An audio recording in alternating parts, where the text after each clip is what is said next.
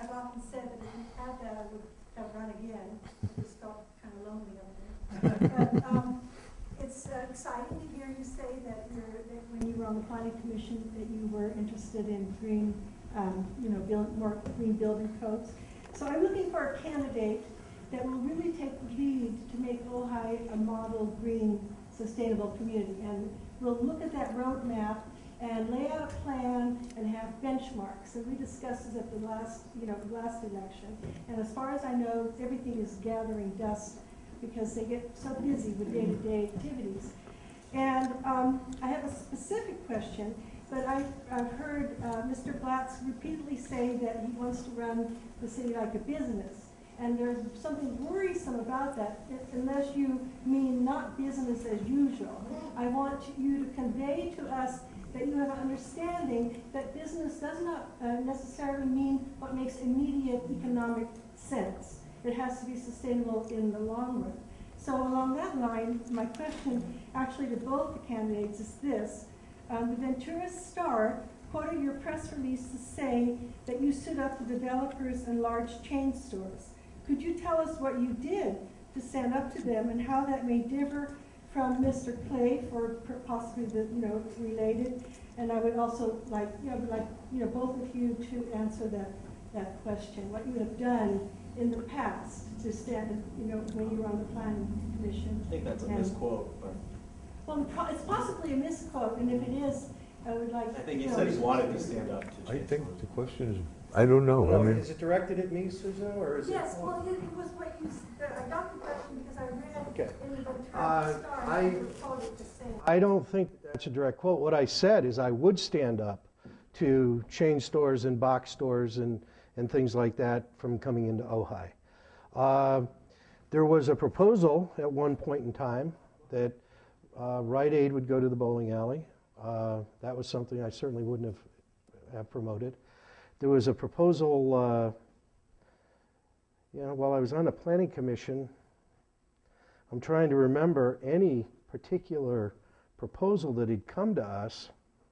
There was a chain store or a box store that I can think of. However, I will say that there were some businesses that didn't come before us that were chains. Jersey Mike's, for instance. That just appeared. Now, I'm not going to talk tonight whether I agree or disagree with that, but certain things don't come before the Planning Commission. And I can't remember one project other than the Rite Aid that came before us, and it was quickly diffused. There were some other projects, storage facilities and things like that we were able to diffuse as well. Working before I was on the Planning Commission, there were some issues that came before that I spoke in front of the council. That was one of them, was when the building was being built for Bronx Ford.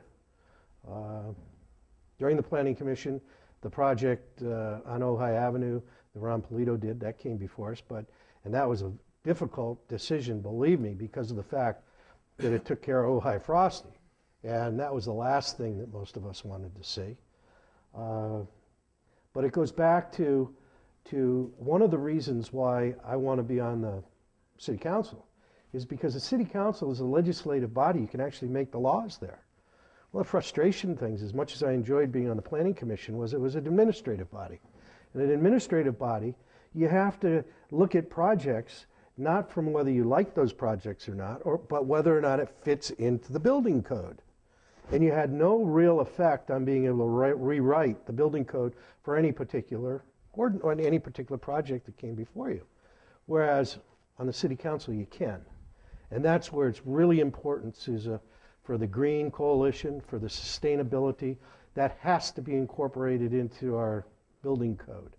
And I can assure you that when I'm elected to the city council, that's going to be one of my top priorities, is to get that building code rewritten to incorporate that. And I'm intimately aware of what's in that code right now, having spent at least one night a month and sometimes two nights a month dealing with projects that come before this city, before the Planning Commission. So you can have my assurance that if something's collecting dust in terms of milestones, we'll dust it off and get that done.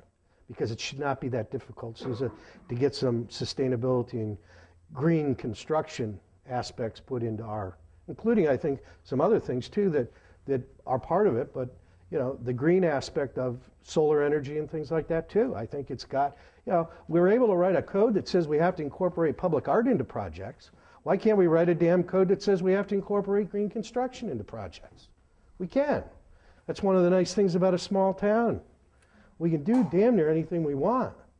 And if we want to formulate our town into a model for sustainability and green construction, then what's keeping us from doing it? Nothing. Nothing should anyway.